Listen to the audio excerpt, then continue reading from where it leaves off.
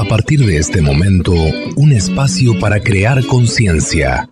¿Por qué lo hiciste? Un programa de la Fundación Códigos, conducido por el investigador Luis Cegueza, desde los estudios de la Fundación Códigos en Punta del Este, Uruguay, y emitido en Uruguay, Argentina, Bolivia, Brasil, Chile, Colombia, Ecuador, España, Estados Unidos, Holanda, Inglaterra, Israel, México, Perú, República Dominicana y portales online. Así comienza ¿Por qué lo hiciste?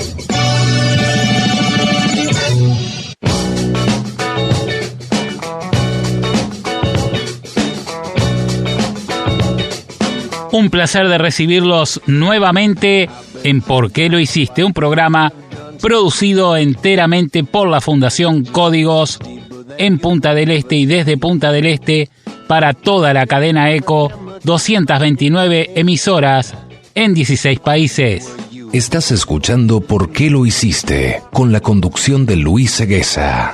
Siempre investigando y trayendo a este programa las noticias más importantes de la semana que tienen que ver con nuestra casa, nuestro planeta. Y para ello vamos a los titulares de hoy con Sonia Marenales. El tiempo se está agotando. La Tierra ha alcanzado hoy niveles de CO2 nunca vistos en varios millones de años. El aumento del nivel de los océanos se acelera desde la década de 1960. La subida global podría ser el doble de lo esperado para el año 2100, sin contar con esa aceleración.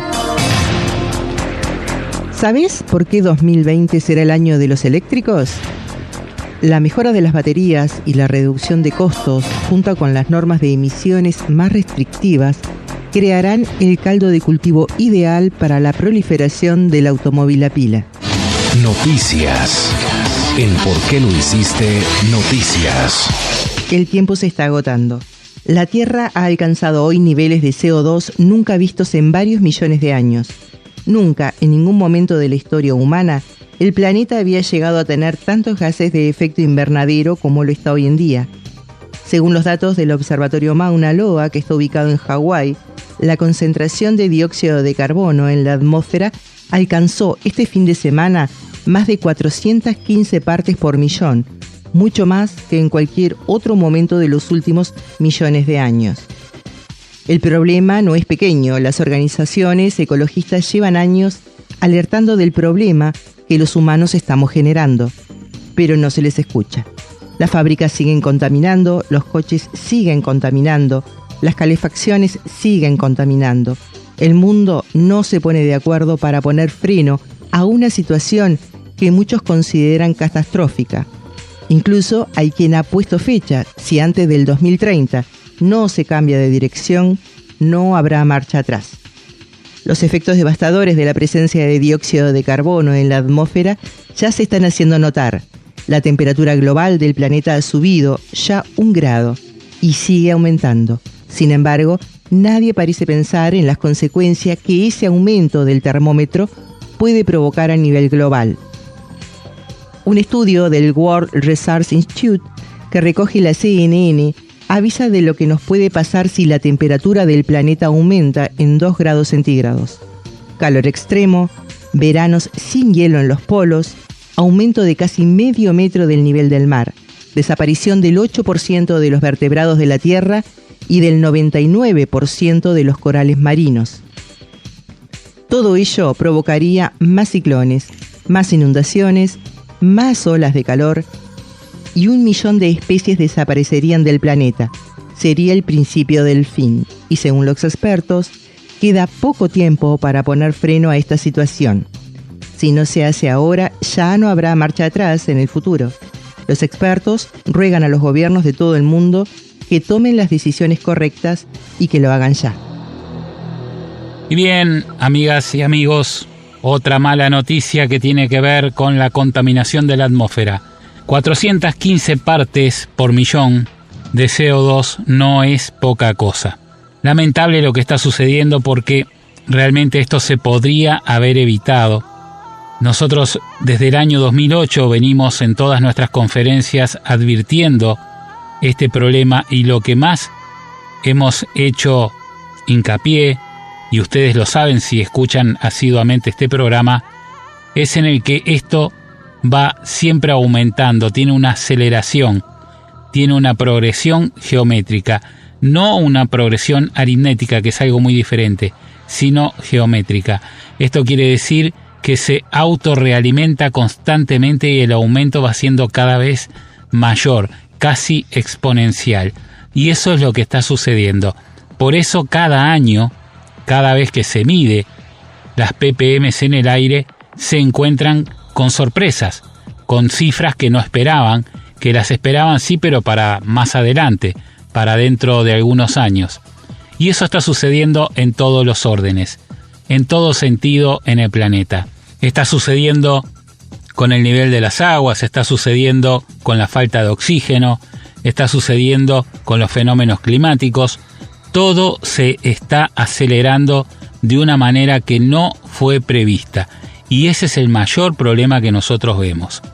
La cantidad de CO2 que se transmite a la atmósfera es enorme.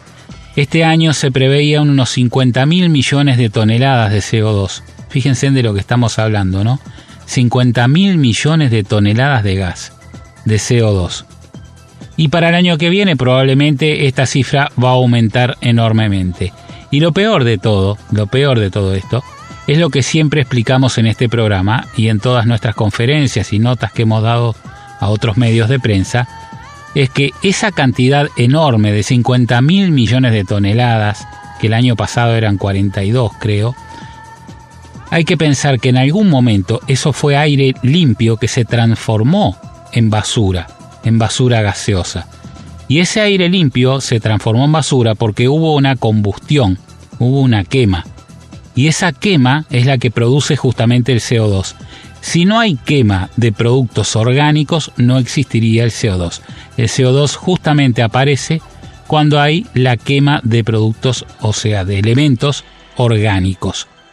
Esto sucede justamente porque el petróleo, todos sabemos que es de restos fósiles.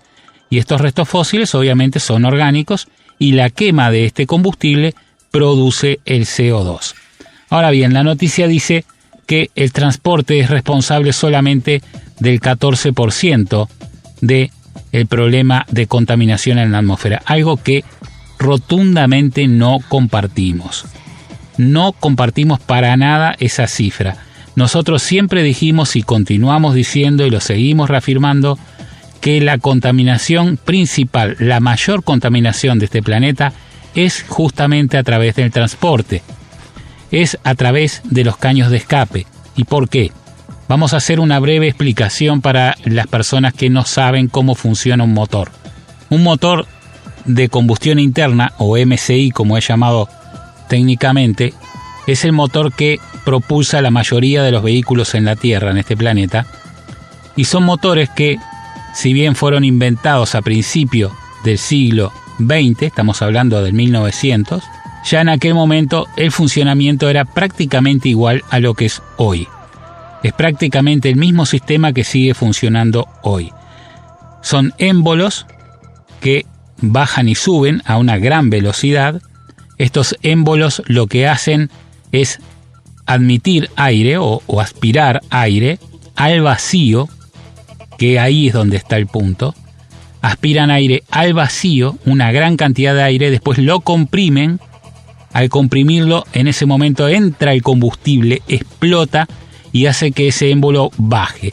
Ese movimiento de subir y bajar con las explosiones es lo que hace que gire lo que se llama cigüeñal, que es un elemento, una pieza del motor muy importante que transmite la fuerza de la explosión de los émbolos en fuerza de giro, que después se transmite obviamente en la fuerza cinética a las ruedas. Este sistema de MCI o motor de combustión interna lo vemos en todos o prácticamente todos los automóviles, ómnibus y todo lo que circula por el planeta. Algunos motores son de 4 émbolos o cilindros, otros son de 6, hay también de 8, hay también los camiones, por ejemplo, de 12 cilindros, que también son cilindros grandes, pero todos funcionan de la misma manera. Y el punto está, como decíamos, en la admisión, en la cantidad de aire que toman al vacío. Si uno, por ejemplo, enciende un motor cualquiera de cualquier automóvil y destapa la parte por donde entra el aire al motor y pone la mano, si el motor está acelerado con cierta cantidad de velocidad de giro, esa mano probablemente se la absorba el motor o se la destruya, porque la capacidad de absorción que tiene un motor es enorme por ser justamente una absorción al vacío. Fíjense en que los cálculos que hemos hecho desde hace años y que los hemos compartido con todos ustedes y lo voy a volver a compartir, dicen que un motor 2.0, que es lo más común en el planeta, admite entre 100 y 200 litros de aire por segundo. Estamos hablando de entre 100 y 200 litros de aire por segundo cada uno de esos motores.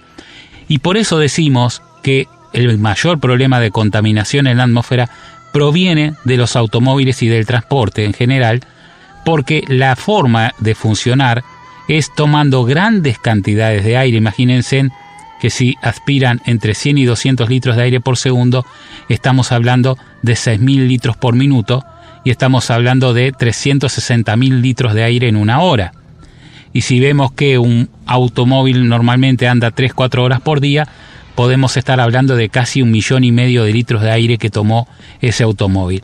Si eso lo multiplicamos por los 2.000 millones de automóviles que hay en el planeta, vamos a tener en consecuencia los millones de toneladas de CO2 que se envían a la atmósfera.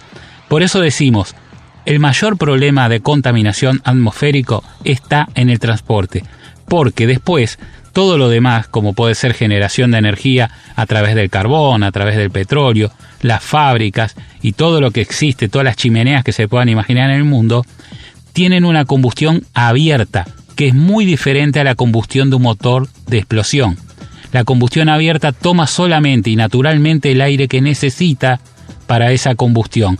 En el caso del motor de combustión interna, toma aire forzadamente al vacío, mucho más aire, y eso hace que justamente un motor consuma mucho más oxígeno que lo que puede consumir una combustión abierta.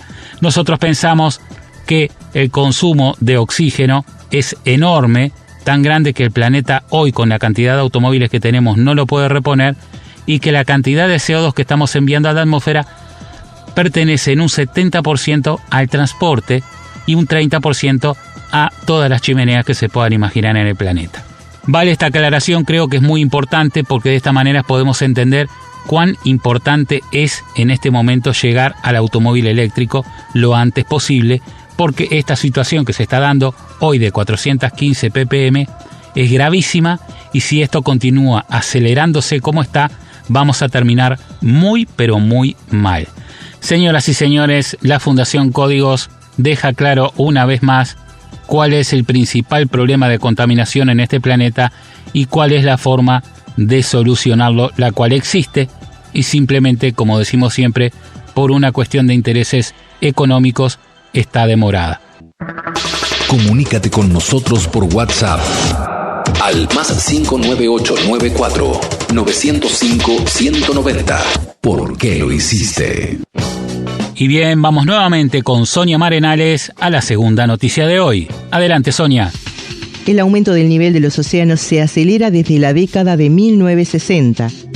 La subida global podría ser el doble de lo esperado para el año 2100, sin contar con esa aceleración.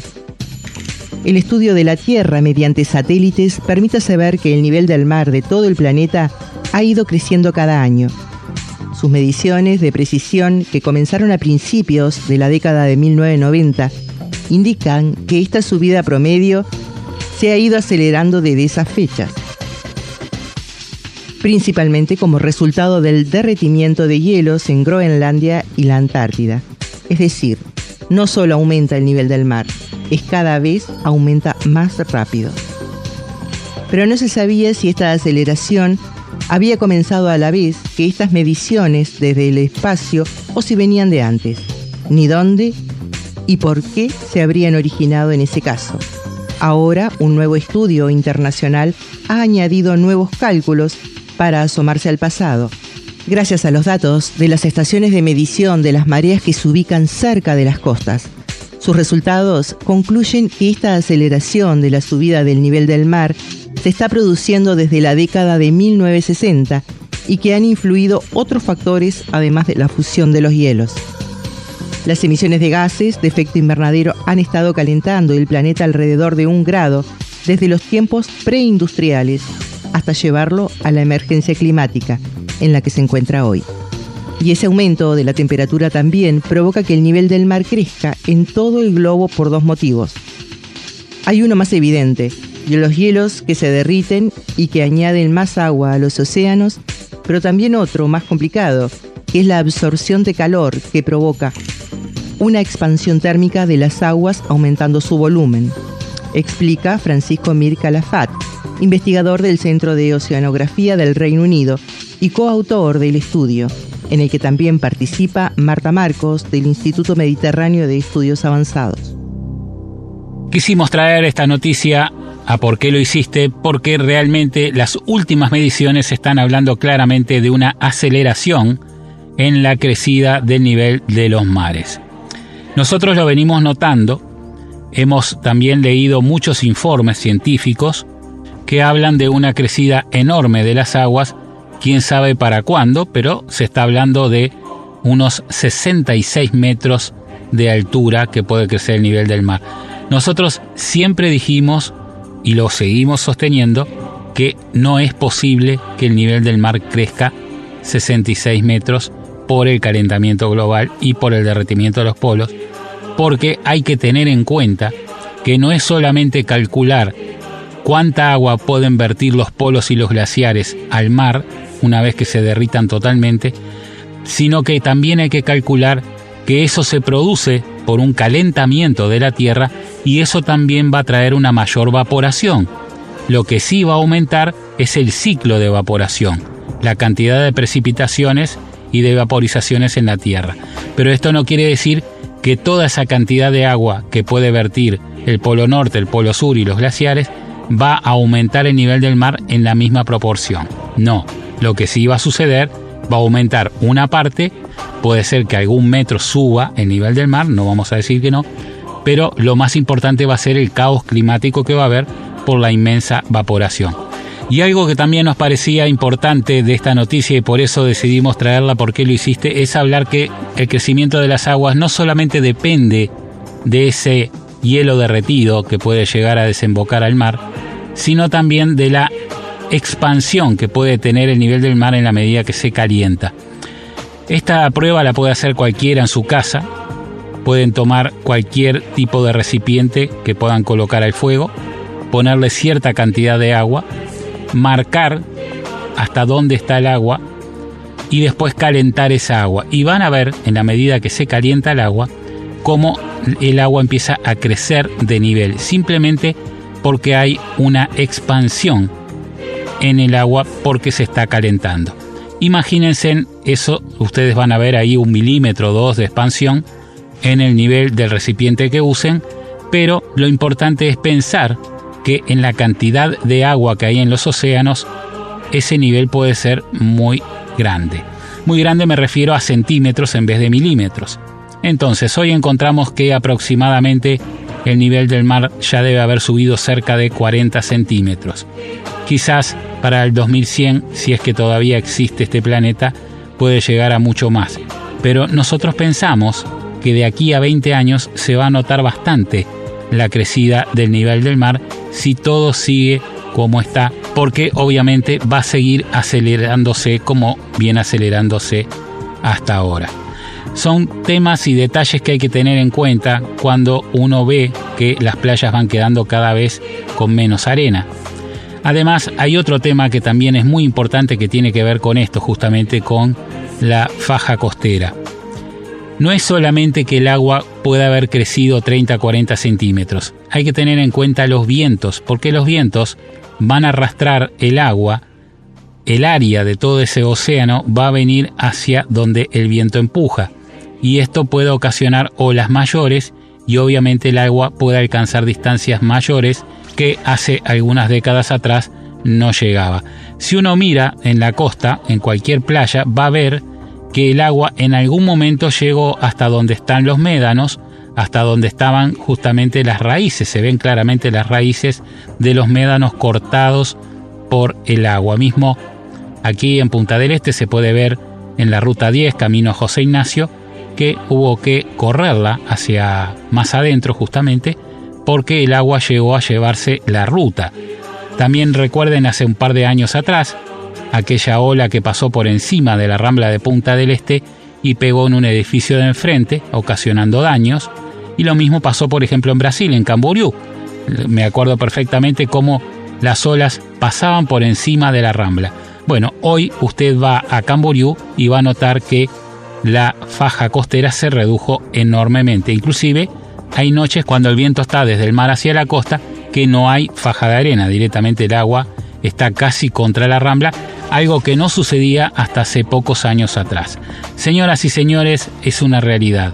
Todo está empezando a enlazarse.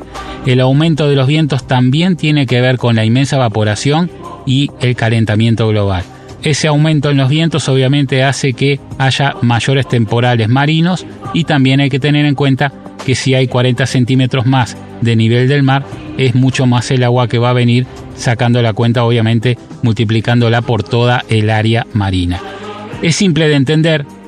Cada movimiento que hacemos, cada modificación que hacemos en la naturaleza, realmente la naturaleza lo hace notar porque es un equilibrio muy, muy delicado el de la naturaleza para conservar la vida en este planeta.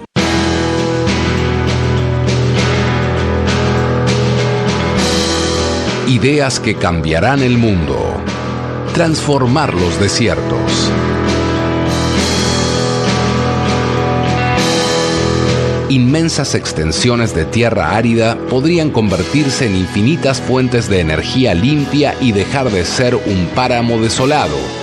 Durante 6 horas del día, las tierras de esas zonas inhóspitas absorben más energía que la que consume la humanidad en un año. Para solucionar este tema, políticos, científicos y ecologistas se reunieron para dar a luz el proyecto Desertec, que desarrolla energía eólica y solar a lo largo de miles de kilómetros en distintos desiertos. A medida que este proyecto vaya avanzando, las ciudades de China podrían ser alimentadas energéticamente por el desierto de Gobi y América del Sur podría beneficiarse con Atacama.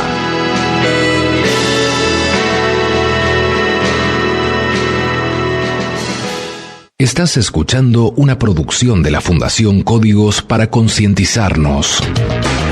¿Por qué lo hiciste? Con la conducción del investigador Luis Ceguesa.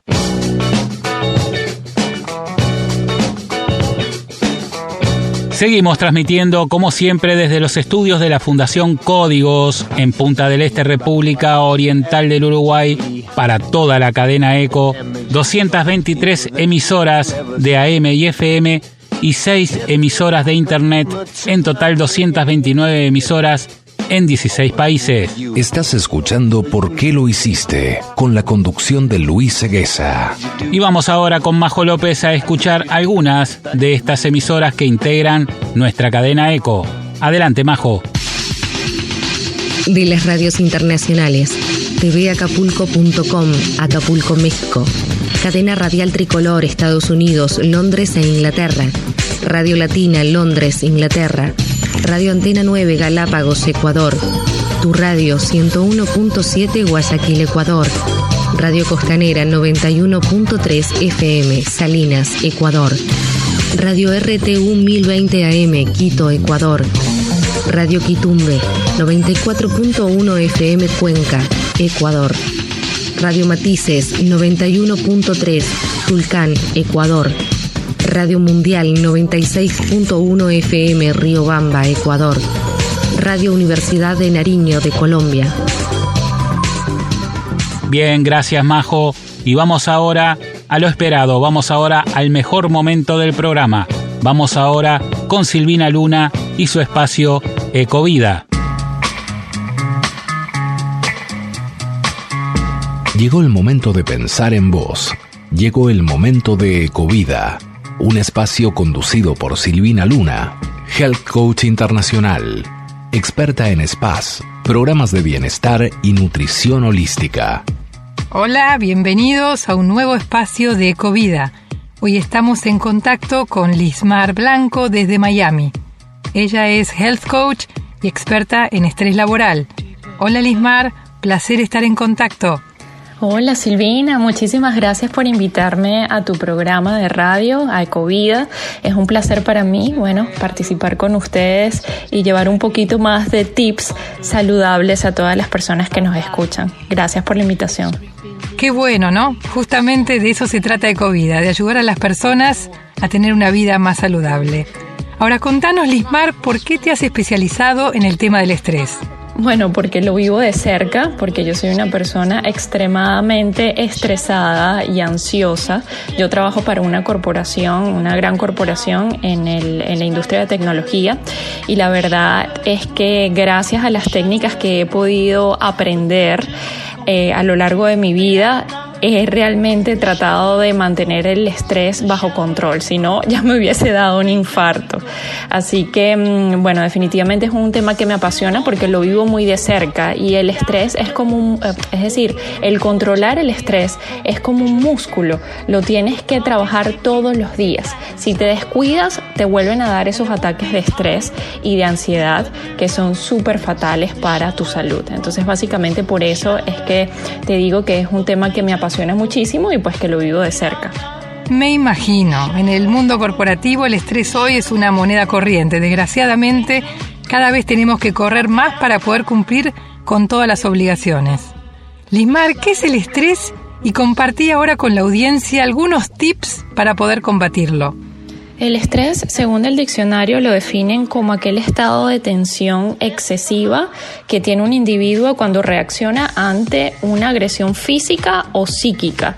Yo pudiera traducir esa definición básicamente en entregables, en deadline que tienes que cumplir, en, cambios en tu entorno, incertidumbre a nivel organizacional, viajes constantes que tienes que hacer por trabajo. Todo eso se traduce también en estrés y en estrés laboral, que es un poco el tema que estamos tratando, ¿no? Ahora, en cuanto a los tips que tengo muchísimos. Te los voy a tratar de resumir, que son basados en los que yo más hago. El primero es ir al gimnasio. Definitivamente está súper comprobado que el gimnasio te ayuda a drenar, libera endorfinas, que son las hormonas positivas, así que te mantiene en un estado óptimo y positivo para enfrentar tu día a día, te llena de mucha energía, y la verdad es que a mí me llena de muchísimo positivismo y como de mucha seguridad. También hago mucha meditación, por lo menos 5 minutos. Con que te tomes 5 minutos de simplemente estar en el momento presente, o si quieres puedes descargarte videos en YouTube, hay muchísimos, o alguna aplicación. Por ejemplo, yo uso una que se llama Calm, C-A-L-M, es muy buena, tiene meditaciones cortitas y te ayudan también a traerte al momento presente.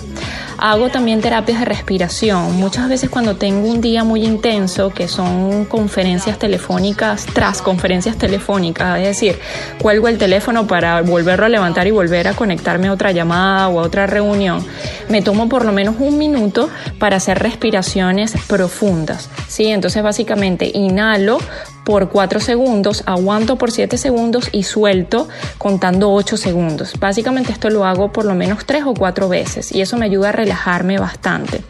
Hay otra técnica que hago que se llama Morning Pages. Esto básicamente es que apenas te levantas en la mañana, tomas un cuaderno o un diario y un lápiz y empiezas a anotar absolutamente todo lo que se te pasa por la mente. Como estás todavía medio dormido, realmente tu subconsciente va a hablar mucho y va a escribir mucho en esas páginas. Puedes hacer 1 página, 2, 3 páginas, lo que necesites, y vas a ver que sin tratar de controlar tus pensamientos, solo dejar que el lápiz hable y se suelte, vas a ver que vas a drenar muchísimo, vas a sacar muchas de las preocupaciones que tienen y que tienes como que muy internas y que no las has logrado sacar. Eso te ayuda a drenar bastante. Y lo último que te pudiera decir son las afirmaciones. Las afirmaciones para mí son súper importantes, sobre todo las utilizo mucho cuando tengo una entrega o una presentación que hacer a la gerencia y eso me carga o me llena de mucho estrés, a veces también un poquito de inseguridades. Entonces empiezo a repetir muchísimo: yo sí puedo, esta presentación va a quedar excelente, a todo el mundo le va a gustar, yo estoy muy preparada, yo he trabajado muchísimo en esto, así que todo va a salir bien. Y al repetirme este tipo de mensajes positivos a mí mismo realmente me ayuda muchísimo, pero muchísimo, para que cuando esté haciendo la entrega de esa presentación o cuando esté presentando, básicamente me llena de mucha seguridad y de mucha calma. Así que es una técnica que también la súper recomiendo. Buenísimos estos tips. Yo personalmente también recomiendo mucho las páginas matutinas. Yo escribo todas las mañanas y considero que es una herramienta muy, pero muy terapéutica. Bueno, muchísimas gracias, Lismar, por esta entrevista. Un placer conversar contigo. Bueno, espero que les haya gustado muchísimo las recomendaciones que les di, que las apliquen para que puedan reducir el estrés laboral en su vida. Y muchísimas gracias nuevamente, Silvina y Ecovida, por haberme invitado a su programa. Chao, chao. Esta fue una presentación de Glámines para una vida más feliz, plena y saludable.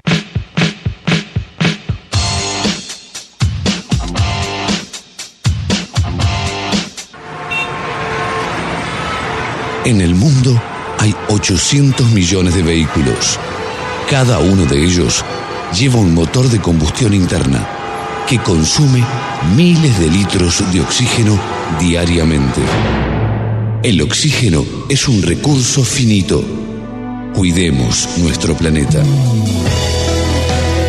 Es un mensaje de la Fundación Códigos. www.fundacioncódigos.org. Comunícate con nosotros por WhatsApp al +59894 905 190. ¿Por qué lo hiciste?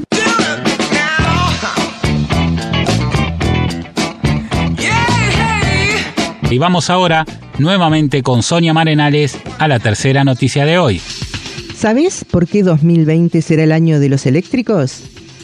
La mejora de las baterías y la reducción de costos, junto con las normas de emisiones más restrictivas, crearán el caldo de cultivo ideal para la proliferación del automóvil a pila. Cambio climático, sensibilidad social, megaburgues, salud ambiental, madurez tecnológica y también sanciones millonarias. Todos estos factores y otros más coinciden en el tiempo para formar un círculo vicioso que da la bienvenida a la democratización del coche eléctrico. La revolución de la movilidad a pilas ya está aquí y va a cambiar nuestras vidas. Y el banderazo de salida tiene fecha 2020. Tras una década de tanteo, las nuevas normas de emisiones de CO2 de la Unión Europea, que entrarán en vigor el día 1 de enero, exigen su popularización para evitar multas millonarias. El cambio climático sigue en aceleración y el planeta ha entrado ya en una cuenta atrás que deja poco margen para frenar sus consecuencias. Las emisiones de efecto invernadero continúan en su vida libre, superan ya en un 50% las de 1990 y apenas queda algún país en el mundo que no haya sufrido sus efectos. Desgraciadamente no hay que ir muy lejos para confirmarlo. Las últimas olas de calor, como las que están sufriendo Europa este verano, son cada vez más intensas y habituales y nos recuerdan cada día la gravedad de la situación. Los síntomas del problema se disparan y la única solución disponible para evitar entrar en ese camino sin retorno pasa por la descarbonización de la sociedad y el desarrollo sostenible. Por eso las iniciativas se publican en todo el mundo, algunas tan importantes como los 17 Objetivos del Desarrollo Sostenible del 2030, que han firmado 193 países bajo el paraguas de la ONU. Pero todas las propuestas van sumando eslabones para ampliar la concienciación social, que es ya una prioridad absoluta entre las generaciones más jóvenes. El desafío de la mejora de la calidad del aire y la sostenibilidad del planeta afecta a todos los sectores, y aunque el del transporte es solo responsable del 14% de las emisiones globales de CO2, La movilidad eléctrica y, en particular, el automóvil a pilas puede ser una herramienta clave para empezar a cambiar la tendencia negativa de crecimiento de los últimos años. Amigas y amigos, esperemos que así sea, esperemos que el próximo año sea definitivamente el año del lanzamiento masivo de los vehículos eléctricos. Es la última oportunidad que nos queda. Explico por qué. El auto eléctrico nació junto con el automóvil a combustión. Solamente tenían 5 años de diferencia el invento del auto con motor a combustión con el invento del auto con motor eléctrico. Es más, nosotros en nuestras conferencias mostramos, por ejemplo, una foto de Thomas Alva Edison con su auto eléctrico a baterías.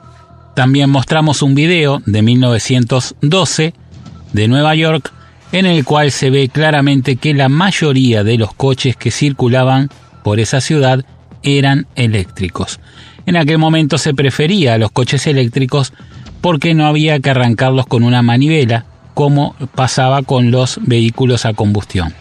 Hasta que Cadillac, una de las fábricas de automóviles mundiales, irónicamente, con un motor eléctrico logra arrancar los motores de combustión con la vuelta de una llave, simplemente como lo hacemos hoy, ¿no?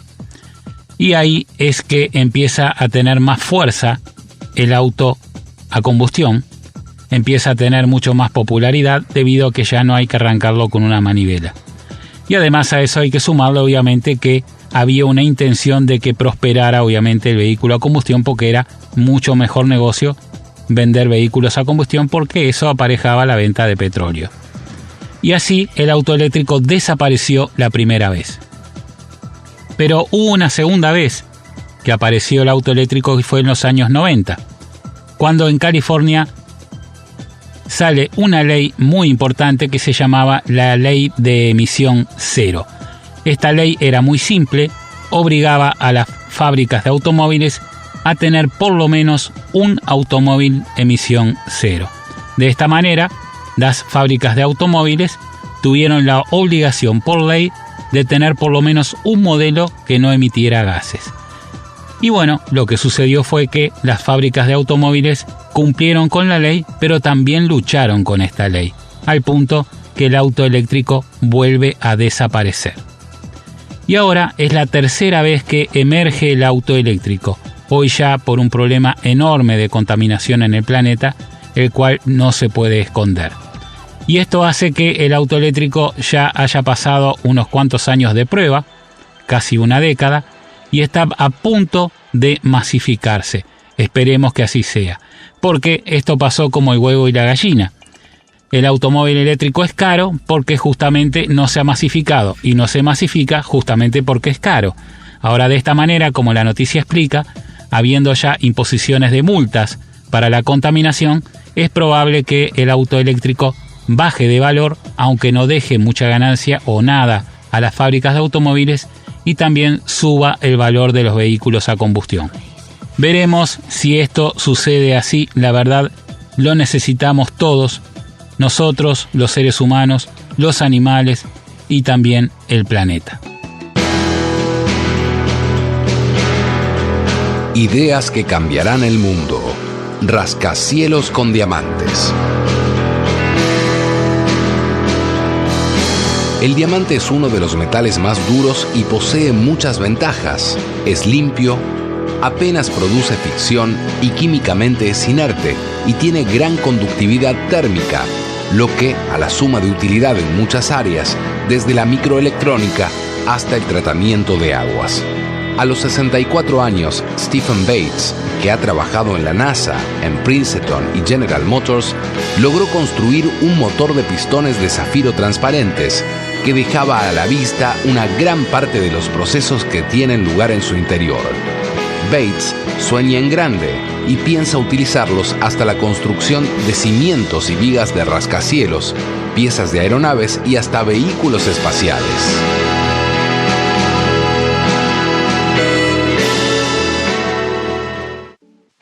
Y bien, amigos, hemos llegado al final del programa de hoy. Quiero agradecer, como siempre, a Daniel Hogar, máxima variedad, siempre. También agradecer a Global News, leen, escuchan y analizan todo lo concerniente a tu empresa y a tus competidores. Global News, presente en 17 países de Latinoamérica. También agradecer a Visa, porque la vida es ahora. Y al Dr. Rosenberg, experto en nutrigenómica y medicina de avanzada.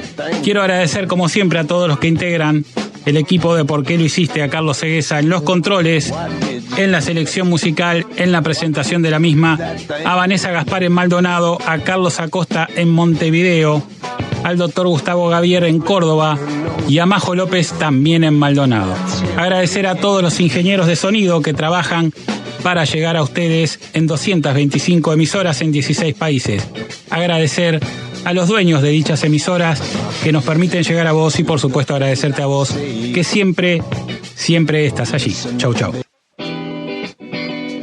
Hasta aquí te presentamos ¿Por qué lo hiciste? Desde los estudios de la Fundación Códigos de Punta del Este y para Uruguay, Argentina, Bolivia, Brasil, Chile, Colombia, Ecuador, España, Estados Unidos, Holanda, Inglaterra, Israel, México, Perú, República Dominicana y Portales Online. Será hasta la próxima semana. ¿Por qué lo hiciste? Un programa de la Fundación Códigos.